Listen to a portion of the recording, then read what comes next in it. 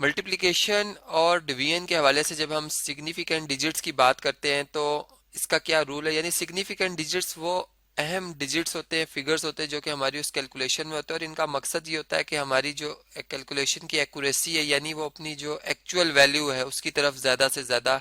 जाए। तो ये एक्यूरेसी का या जो हमारे पास सिग्निफिकेंट डिजिट्स है उनका ये मकसद होता है। अब हम देखते हैं कि मल्टीप्लिकेशन में और डिवीजन में इसको कैसे अप्लाई करते हैं। जैसे फर्ज करें मैं अपने किसी रूम का जो है वो एरिया मालूम करना चाह रहा हूँ, ठीक है। तो एक मेरे पास डायमेंशन इस सिमत में थी, ठीक है, जिसे मैं चले विड्थ या ब्रेथ कहता हूँ। एक मेरे पास डायमेंशन ये बनती है, ये मेरे पास लेंथ है, ठीक है, और ये मेरे पास क्या जी, विड्थ है। इसको चले मैं यहाँ पर लिख देता हूँ विड्थ। इसे हम W से जाहिर कर लेते हैं और इसे हम जो है वो स्मॉल l से जाहिर करते हैं। अब इसी तरह अगर ये रूम हमारा इसी तरह का एक रेक्टेंगुलर शेप का, तो ये दोनों अपोजिट साइड बराबर होंगी, ये वाली दो अपोजिट साइड्स क्या होंगी जी, बराबर हो जाएंगी। इस तरह से ये हमारे पास ये रूम हमारा बन जाता है, यहाँ पे कंप्लीट हो जाता है। अब इसका एरिया जो है, इसका एरिया कैसे कैलकुलेट होगा जी,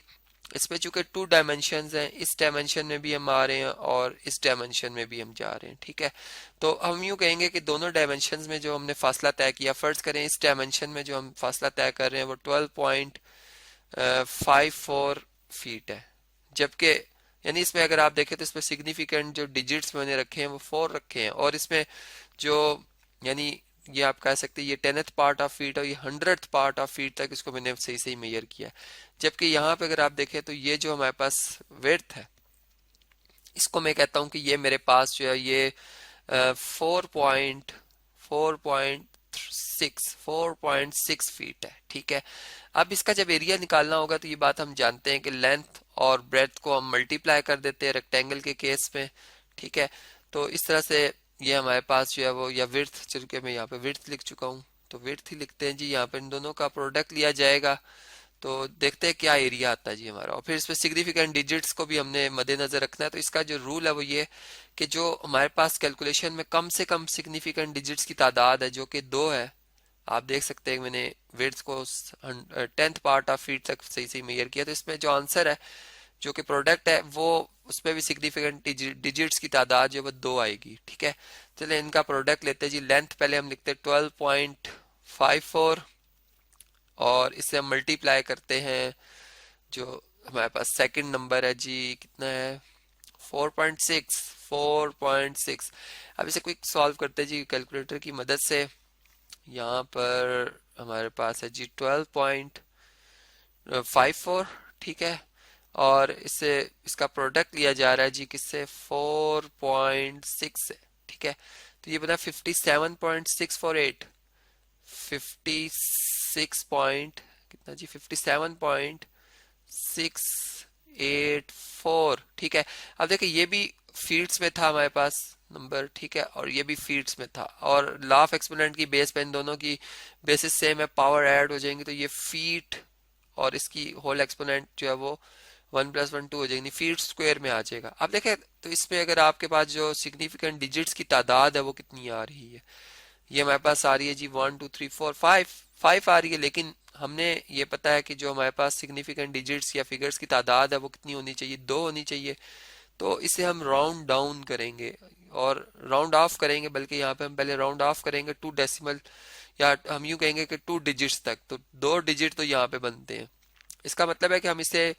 57 पे राउंड ऑफ करेंगे, लेकिन इससे अगला जो 10th पार्ट ऑफ पे जो प्लेसमेंट पे जो डिजिट आ रहा है वो 6 है जो कि 5 से बड़ा है, तो हम इसमें जो है वो एक ऐड कर देंगे, इसे राउंड अप करके 58 फीट स्क्वायर पे राउंड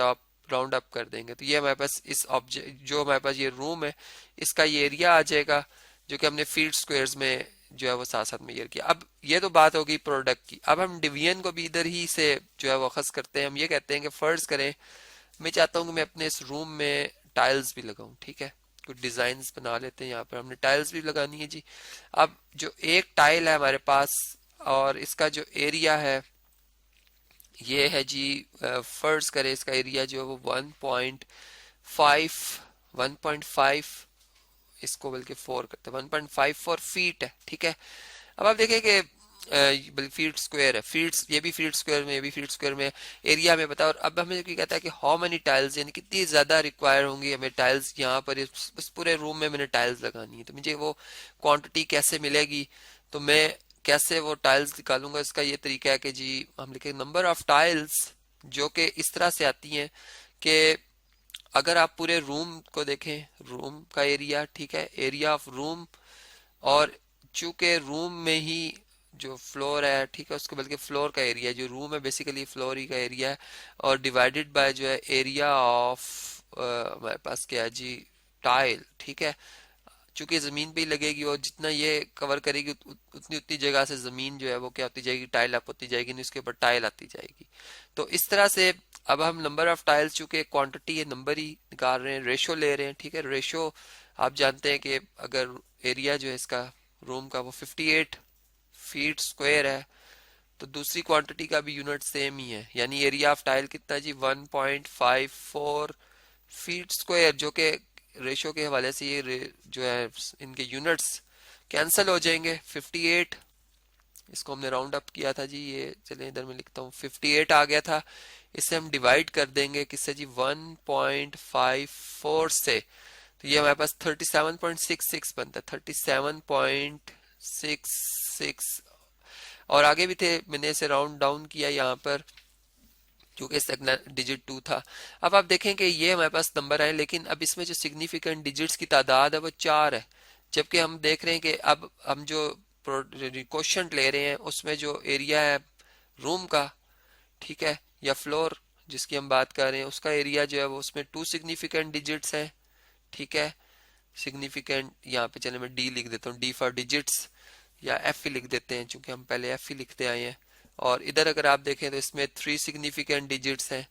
तो हमारा जो जवाब है, ये शॉर्ट फॉर्म है जी सिग्निफिकेंट फिगर्स की, तो हमारा जवाब है उसमें भी 2 होने चाहिए सिग्निफिकेंट फिगर्स, तो इसको हम राउंड अप या राउंड डाउन करेंगे 2 डिजिट्स तक, तो ये 37, यहाँ पे 2 डिजिट हो जाते हैं सिग्निफिकेंट, तो ये जो 6 है डेसिम यानी 10th पार्ट पे जो आ रहा है डिजिट वो 6 है, जो कि 5 से बड़ा, तो हम इसे राउंड अप करके